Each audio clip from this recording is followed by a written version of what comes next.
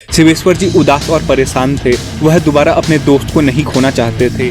पुरानी यादों को ताज़ा करके खूब ठहाके लगाते थे। इस घटना से शिवेश्वर जी को बहुत बड़ा झटका लगता है।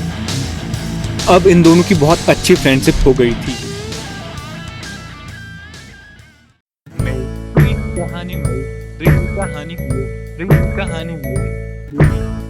शिवेश्वर प्रसाद जी 57 वर्ष के एक हष्ट-पुष्ट व्यक्ति थे। वे स्वाभिमानी और आदर्शवादी थे। उनके बाल जरूर सफेद हो रहे थे, पर उनके मुंह का तेज बाकी नौजवान को भी शर्मसार कर दे। पत्नी की मृत्यु के बाद बच्चों की सारी जिम्मेदारी शिवेश्वर जी के कंधों पर ही आ गई थी और उन्होंने यह जिम्मेदारी बखूबी निभाई। उनकी बेटी मैथिली और बेटा तिलक दोनों की शादी हो चुकी थी और दोनों अपने करियर में सक्सेसफुल थे। शिवेश्वर जी की बेटी अमेरिका, बेटा हैदराबाद और वे खुद अपने गांव में रहा करते थे। उनका गांव वाइजैक से कुछ 5 किलोमीटर की दूरी पर था। मैथिली उन्हें अक्सर अमेरिका बुलाती थी। तिलक और उसकी वाइफ चैत्रा उन्हें अपने साथ हैदराबाद रहने को बोलते थे, पर वे थे कि गांव से हिलने का नाम नहीं ले रहे थे। उनके गांव में रहने का प्रमुख कारण थे अजीत प्रसाद जी। अजीत प्रसाद जी हंसमुख, कद के छोटे, शरीर के मोटे, शिवेश्वर जी के परम मित्र, हम उम्र तथा वे भी शिवेश्वर जी के गांव के ही थे। शिवू, तुझे वो लाल गली याद है? बिल्कुल याद है मियाँ। अगर उस दिन हम समय पर नहीं आते ना तो आपका इंतकाल हो जाता, ये शिवेश्वर प्रसाद जी का कहना था। आप भी अपने आप को कुछ कम मत समझिए, आप हमसे 2 कदम आगे ही थे, अजीत प्रसाद जी ये कहा करते थे। इस तरह से वो अपने बचपन की पुरानी यादों को ताज़ा करके खूब ठहाके लगाते थे। सुबह योगा करना, फिर पास के राम मंदिर में घंटों तक भजन गाना, दिन में खूब गप्पे मारना, शाम को गांव के बच्चों को पढ़ाने के बाद फिर से राम मंदिर में जाकर भजन गाना, ये उनके प्रतिदिन के मुख्य कार्य थे।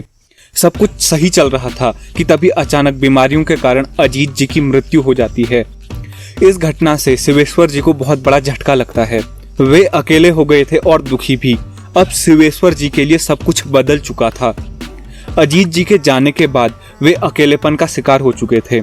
तब वह तिलक को बोलते हैं कि मैं तुम लोगों के साथ रहना चाहता हूँ। तब तिलक जवाब देता है कि पापा प्लीज 2 महीने रुक जाइए। 1 महीने के बाद चैत्रा का एग्जाम है और उसके अगले महीने उसका इंटरव्यू है। मुझे भी आजकल ऑफिस में बहुत काम है, मेरा प्रमोशन जो होने वाला है। शिवेश्वर जी तिलक और चैत्रा की समस्या समझते हैं।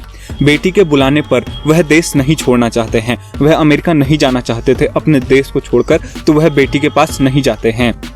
शिवेश्वर जी फिर से भगवान का भजन करना शुरू कर देते हैं। वह फिर से राम मंदिर जाना शुरू कर देते हैं। एक दिन मंदिर में ही शिवेश्वर जी की मुलाकात सुगंधा जी से हुई। इन दोनों को भजन गाने का खूब शौक था। दोनों भजन गाते फिर गप्पे मारते। एक दिन बातों बातों में पता चलता है कि शिवेश्वर जी का बेटा तिलक और सुगंधा जी का बेटा माधव एक ही कंपनी की अलग अलग ब्रांच में सेम पोस्ट पर काम करते हैं। बातों बातों में शिवेश्वर जी को यह भी पता चलता है कि सुगंधा जी पास के ही गांव की हैं और उन्होंने और सुगंधा जी ने बचपन में एक ही स्कूल में पढ़ा है। अब इन दोनों की बहुत अच्छी फ्रेंडशिप हो गई थी।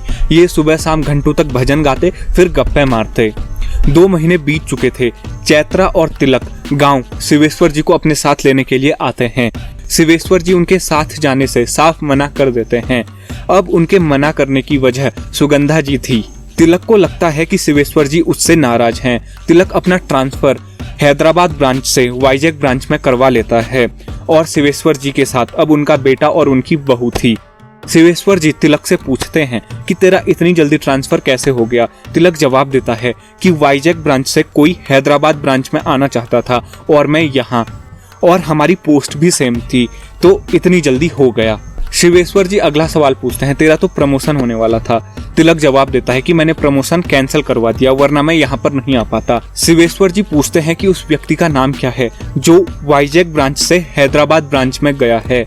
तिलक जवाब देता है माधव मिश्रा। माधव सुगंधा जी का बेटा था। सुगंधा जी शिवेश्वर जी को कॉल में बताती हैं कि वे कल हैदराबाद जाने वाले हैं और हैदराबाद जाने वाली खबर उन्हें आज ही पता चली है। शिवेश्वर जी उदास और परेशान थे। वह दोबारा अपने दोस्त को नहीं खोना चाहते थे, पर अगले दिन सुगंधा जी अपने बेटे और बहू के साथ हैदराबाद चले गई। शिवेश्वर जी को फिर से वैसा ही फील हो रहा था जैसा अजीत जी के जाने पर हुआ था, पर उनकी सच्ची दोस्ती और भगवान ने उन्हें ज्यादा समय तक ऐसा फील करने नहीं दिया। चैत्रा का रिजल्ट आ गया था और वह हैदराबाद की एक बड़ी कंपनी में सिलेक्ट हो गई थी। शिवेश्वर जी भी हैदराबाद जाना चाहते थे। तिलक अपनी कंपनी की मैनेजमेंट से बात करके दोबारा हैदराबाद चला जाता है और उसका प्रमोशन भी हो जाता है। फिर से भजन और गप्पू का सिलसिला शुरू हो जाता है।